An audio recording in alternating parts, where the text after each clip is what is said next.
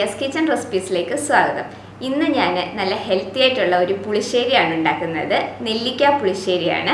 നെല്ലിക്കയുടെ ഗുണങ്ങളെ പറ്റിയിട്ട് പ്രത്യേകിച്ച് പറയേണ്ടതില്ലല്ലോ. ഒരുപാട് ഗുണങ്ങളുള്ളതാണ് നെല്ലിക്കയ്ക്ക്. ഡെയിലി ഒരു നെല്ലിക്ക കഴിക്കാൻ പറ്റിയാൽ അത്രയും നല്ലതാണ് നമുക്ക്. അപ്പം നെല്ലിക്ക കഴിക്കാത്ത കുട്ടികൾക്ക് ഈ രീതിയിൽ പുളിശ്ശേരി ഉണ്ടാക്കി കൊടുക്കുകയാണെങ്കിൽ അവർ കഴിക്കുകയും ചെയ്യും. അപ്പോൾ നമുക്ക് എങ്ങനെയാണ് നെല്ലിക്ക പുളിശ്ശേരി ഉണ്ടാക്കുന്നതെന്ന് നോക്കാം. അപ്പോൾ നമുക്ക് നെല്ലിക്ക പുളിശ്ശേരി ഉണ്ടാക്കാം. അതിന് വേണ്ടിയിട്ട് ഞാനിവിടെ 5 നെല്ലിക്കയാണ് എടുത്തിരിക്കുന്നത്. കുരുവൊക്കെ കളഞ്ഞ് നന്നായിട്ട് ക്ലീൻ ചെയ്ത് ഇതുപോലെ ഒന്ന് മുറിച്ച് വെച്ചിട്ടുണ്ട്. പിന്നെ ഞാനിവിടെ ഒരു പച്ചമുളക് എടുത്തിട്ടുണ്ട്, ഇതുപോലെ ഒന്ന് കീറി എടുത്ത് വെച്ചിട്ടുണ്ട്.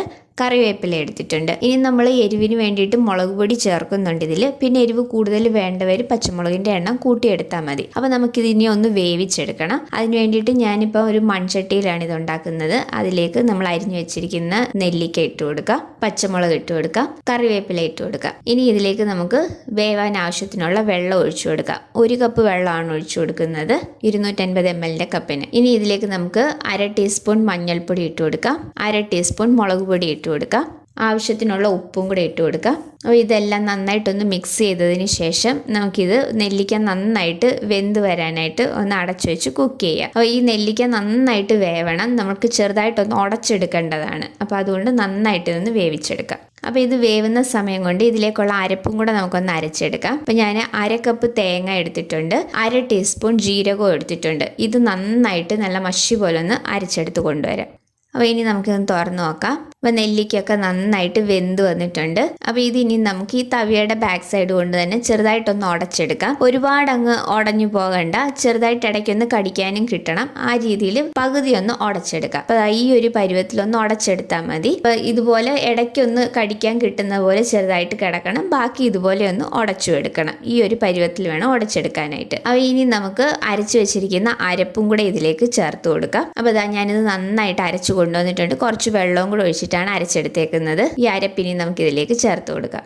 ഇനി ഈ മിക്സിയുടെ ജാറ് കഴുകിയിട്ട് കുറച്ച് വെള്ളവും കൂടെ ഇതിലേക്ക് ഒഴിക്കാം. അപ്പോൾ മൊത്തത്തിൽ ഒരു 3/4 കപ്പ് വെള്ളവും കൂടെ ഒഴിച്ചു കൊടുത്തിട്ടുണ്ട്. അപ്പോൾ ഇനി നമുക്ക് ഈ അരപ്പ് നന്നായിട്ടൊന്ന് കുക്കായി കിട്ടണം. അപ്പോൾ ഒരു 2 മിനിറ്റ് മതി. അതുകൊണ്ട് തന്നെ ആ അരപ്പിൻ്റെ ആ ഒരു പച്ചച്ചവയൊക്കെ ഒന്ന് മാറി അരപ്പൊന്ന് വെന്ത് വരും. അപ്പോൾ ഒരു 2 മിനിറ്റ് ഇതൊന്ന് അടച്ചു വെച്ച് ഈ അരപ്പൊന്ന് വേവിച്ചെടുക്കാം. അപ്പോൾ അത് വേവുന്ന സമയം കൊണ്ട് നമുക്ക് ഈ തൈരും കൂടെ ഒന്ന് ഉടച്ചെടുക്കാം. അപ്പോൾ 1 കപ്പ് കട്ട തൈരാണ് ഞാൻ എടുത്തിരിക്കുന്നത്. ഇത് ജസ്റ്റ് ഒന്ന് വിപ്പ് ചെയ്തെടുത്താൽ മതി. മിക്സിയുടെ ജാറിലിട്ട് കട്ടകളൊക്കെ ഒന്ന് ഉടച്ചെടുക്കാം. അപ്പോൾ ഇനി നമുക്ക് തുറന്ന് നോക്കാം. അപ്പോൾ നമ്മുടെ അരപ്പൊക്കെ നന്നായിട്ട് തിളച്ച് നന്നായിട്ട് വെന്ത് വന്നിട്ടുണ്ട്. അപ്പോൾ ഇനി ഇതിലേക്ക് 1 നുള്ളു ഉലുവാപ്പൊടിയും കൂടി ഇട്ട് കൊടുക്കുന്നുണ്ട്. 1 നുള്ളേ ആകാവുള്ളൂ, കൂടിപ്പോയി കഴിഞ്ഞാൽ കയ്പ്പ് വരും. അപ്പോൾ ഉലുവാപ്പൊടിയും കൂടി ഇട്ട് എല്ലാം ഒന്ന് മിക്സ് ചെയ്തെടുത്തിട്ടുണ്ട്. ഇനി നമുക്ക് ഈ തൈരും കൂടി ഇതിലേക്ക് ചേർത്ത് കൊടുക്കാം. ജസ്റ്റ് ഒന്ന് വിപ്പ് ചെയ്തെടുത്താൽ മതി. ഒരുപാടങ്ങ് വെള്ളം പോലെ അങ്ങ് ഉടച്ചെടുക്കണ്ട. ഫ്ലെയിം നന്നായിട്ട് കുറച്ച് വെച്ചതിന് ശേഷം വേണം തൈര് ചേർത്ത് കൊടുക്കാനായിട്ട്. ഇനി ഇത് തിളയ്ക്കരുത്. തിളച്ച് കഴിഞ്ഞാൽ ഇത് പിരിഞ്ഞു പോകും. നമ്മളിത് ജസ്റ്റ് ഒന്ന് ചൂടായി വരുന്നത് വരെ ഒന്ന് ഇളക്കി കൊടുത്തുകൊണ്ടിരിക്കണം. നന്നായിട്ടൊന്ന് ചൂടായി ചെറുതായിട്ടൊന്ന് ആവി വരുമ്പോഴത്തേക്ക് നമുക്കിത് ഓഫ് ചെയ്യാം. അപ്പോൾ ഇത് നന്നായിട്ടൊന്ന് ചൂടായി വന്നിട്ടുണ്ട്, ഒന്ന് ആവി വന്നിട്ടുണ്ട്. അപ്പോൾ ഞാൻ ഓഫ് ചെയ്തിട്ടുണ്ട്. ഇനി നമുക്കിതിലേക്ക് കടുകും കൂടെ താളിച്ചൊഴിക്കാം. അതിന് വേണ്ടിയിട്ട് പാൻ ചൂടാകുമ്പോൾ അതിലേക്ക് നമുക്ക് വെളിച്ചെണ്ണ ഒഴിച്ചു കൊടുക്കാം. 1 ടേബിൾ സ്പൂൺ വെളിച്ചെണ്ണ ഒഴിച്ചിട്ടുണ്ട്. അതിലേക്ക് കടുക് ഇട്ട് കൊടുക്കാം. കടുക് ഒന്ന് പൊട്ടി വന്നു കഴിയുമ്പോൾ അതിലേക്ക് നമുക്ക് ഉലുവയും കൂടെ ചേർത്ത് കൊടുക്കാം. 1/4 ടീസ്പൂൺ ഉലുവയും കൂടെ ചേർത്ത് കൊടുത്തിട്ടുണ്ട്. ഇനി ഈ ഉലുവ ഒന്ന് മൂത്ത് വന്നു കഴിയുമ്പോൾ അതിലോട്ട് വറ്റൽമുളകും കറിവേപ്പിലയും കൂടി ഇട്ടിട്ട് താളിച്ചെടുക്കാം. വറ്റൽമുളക് ഇട്ടിട്ടുണ്ട്, കറിവേപ്പില ഇട്ട് കൊടുത്തിട്ടുണ്ട്. ഈ കടുക് താളിച്ചതും കൂടെ പുളിശ്ശേരിയിലേക്ക് ചേർത്ത് കൊടുക്കാം.